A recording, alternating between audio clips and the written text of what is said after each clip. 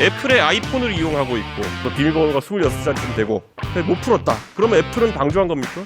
그럼 관세청 입장에서는 이 명시적으로 국제 우편은 마약 범죄가 상시적으로 일어나고 있는 매개인데 적절한 조치를 하지 않았던 이유로 만약에 처벌할 수 있다. 방조했다라는 식으로 처벌한다고 한다면은 국가가 운영하는 서비스라고 다룰 수 있겠냐.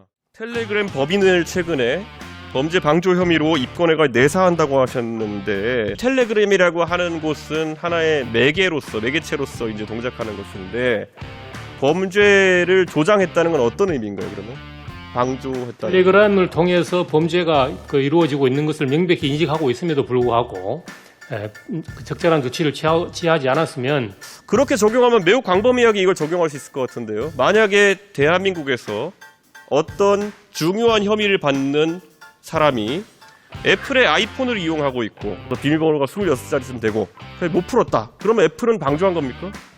그 정도 가지고는 방조가 되지 않고요. 카카오톡에도 보면은 자물쇠가 달린 비밀 대화방이 있습니다.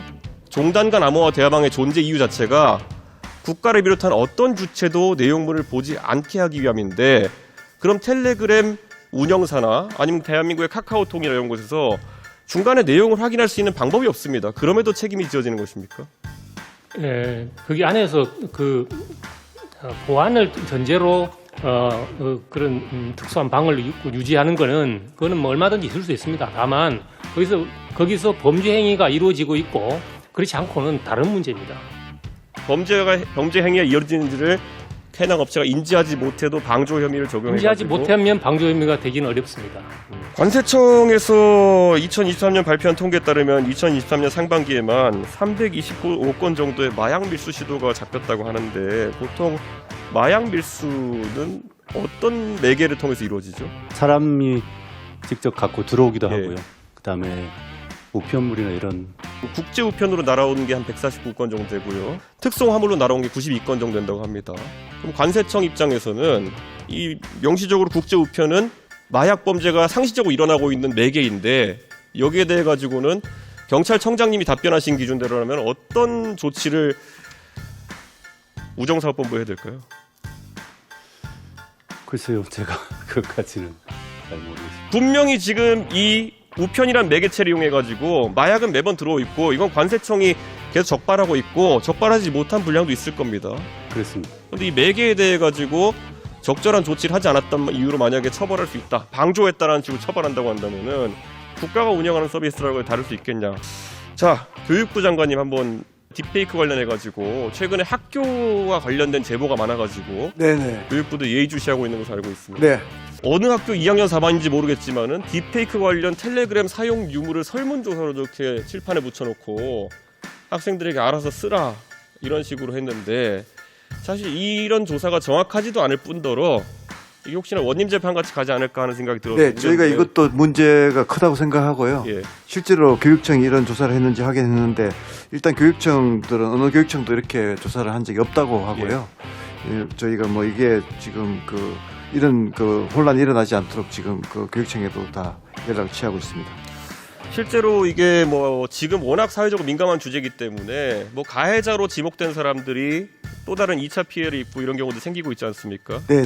그래서 저는 아까 서지영 의원님께서 말씀하신 것처럼 이런 것이 발생하지 않기 위한 교육에 더불어 가지고 이런 걸 지금 서로 지목하고 손가락질하는 문화가 교육계 내에 생겨서도 안 된다라는 점을 당부드리고 싶습니다. 네. 법무부 장관님께 한번 성착취물이나 이런 것들을 유포한다는 이유만으로 이런 매개를 처벌하거나 아니면 매개를 차단하는 것이 옳다고 생각하십니까? 단순하게 플랫폼을 이용해서 정보물이 또 돌아다닌다는 이유만으로 수사하기는 상당히 어려울 것이라고 생각합니다. 익히 아시는 것처럼 텔레그램은 대한민국의 상당히 많은 정치인들과 그리고 심지어 대통령께서도 이용하시는 것으로 확인된 매체입니다. 혹시 법무부 장관께서도 대통령에게 텔레그램 메시지 받아보신 적 있으십니까? 텔레그램 여러 사람으로부터 주고받고 합니다. 뭐 특별히 범위가 있는 사람들이 쓰는 메신저라고 생각되십니까? 보통 사람은 범죄를 위해서 사용하지는 않는다고 생각합니다. 지금 다수의 언론에서 국내에 이런 텔레그램 딥페이크 관련 성범죄 가담자가 22만 명 또는 62만 명이라는 기사를 통해 가지고 지금 상황을 증폭시키고 있다고 생각합니다. 그런데 정부에서 사실 가짜 뉴스나 아니면은 이런 책임감 없는 이런 유포에 대해 가지고 다른 사안들에 대해서는 굉장히 민감하게 반응하시는데 이런 것들은 사회 불안을 지금 조장하고 있는 부분이 있는데 대응하실 의향인지 궁금합니다. 태스크포스에서 지금 다양한 단속 수사, 피해자 지원, 플랫폼 사업자에 대한 책임 관리 강화, 예방 교육, 또 관련 법률에 대한 입법 이런 분야에 대해서 지금 시작을 했으니까요. 하여튼 굳건한 의지를 가지고 한번 해보겠습니다. 저는 그런데 총리님 그 방금 전에 말씀하신 대부분의 대처 방안을 당시 문재인 정부에서도 N번방 사태 때 말씀하셨는데 지난번에 2020년 사태 때 저희가 경험했던 것은 결국에는 텔레그램 못 잡으니까 무라도 썰어야겠지 그래가지고 카카오톡에 지금 검열 서버가 달려있는 상황입니다. 국내 기업 같은 경우에는 역차별을 받는 상황이 발생한 것이거든요. 이게 정부에서 이 여론에 너무 밀려가지고 뭐라도 하자 그래가지고 그런 부분이 오히려 강화되게 된다면은 저는 국내 산업에도 큰 타격이 있지 않을까 이런 생각하고 있습니다.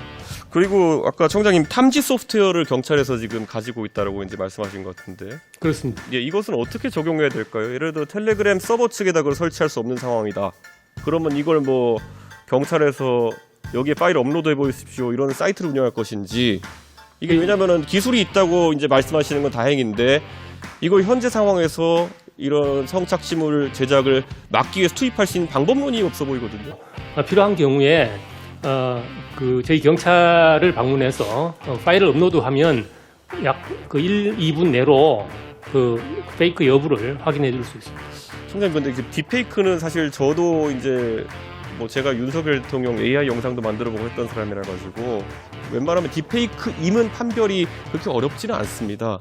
근데 그 상황에서 그런 소프트웨어가 실제로 누가 내왕해가지고 실제 파일을 넣어보고 할 정도의 그런 어떤 분이 있을진 모르겠지만은 저는 그런 부분은 오히려 정부 쪽에서 만약에 대안으로 나온다면 수사 단계에서야 유용하게 사용될 수 있는 도구겠지만은 지금 당장 불안감을 느끼고 있는 일반적인 그런 대중에게는 약간 궤가 다른 답처럼 느껴질 그런 가능성이 있어서 제가 약간 그 말씀을 드린 거고요. 문재인 정부 시절에 나왔던 것이 반복되지 않았으면 좋겠습니다. 그때도 보면 첫 번째 단계에서 우선 위협이 좀 과장되는 건들이 좀 있었습니다. 이번에도 보면 시작은 물론 언론에서 초기에 환기하다 보니까 뭐 가해자가 62만 명이다, 뭐 가담자가 62만 명이다부터 시작해가지고 지금 이게 어떻게 보면 정치인들과 정부 기관별로 아이디어 던지고 센 말하기 경쟁처럼 돼가는 순간 또다시 국민들은 불안감을 느낄 겁니다. 왜냐하면 요즘 젊은 세대 같은 경우에는 말 되는 것과 안 되는 것을 이미 구분해가지고 정부의 대처 중에서도 이미 비판할 건 비판을 하고 있습니다. 그렇기 때문에 총리께서 실제 이것을 집행해야 되는 기관들 아주 내밀하게 또 살펴보셔야 되고 수사기관에서도 이게 사실 현실적인 수사가 돼야 된다는 것을 항상 염두에 두셨으면 좋겠습니다.